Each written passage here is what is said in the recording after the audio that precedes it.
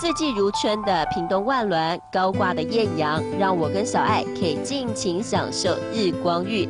南台湾的热情为我跟小爱的旅程增添了不少的色彩。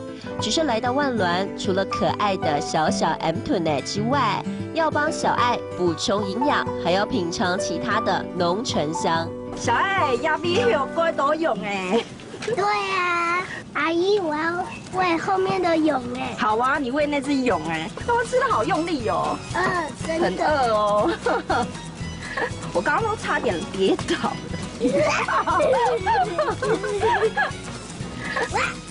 你用力对不对？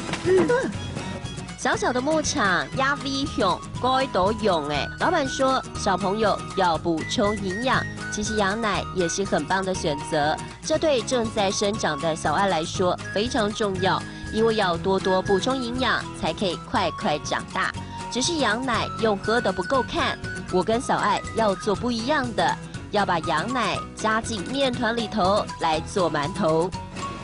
食头落来是搅均匀来哈，搅啊。这样的力道可以吗？要用太力一些，用太力一些。手很酸了哈。对呀。加油加油！要做到什么程度还是好的啊？就揉均匀有一团了就可以了。做羊奶馒头很简单，面团里头加入羊奶，还可以把起司放进去，满满的营养全部都包进馒头里头了。我跟小爱一边做一边闻，肚子都饿了。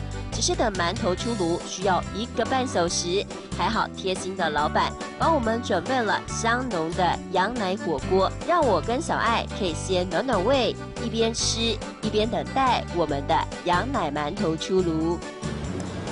羊奶馒头都做的羊奶馒头做阿个孬哦，香点用。谢谢啊，子 C。这是我们刚刚做的蛹奶馒头，我弄给你吃，看起来超好吃，好扎实的感觉。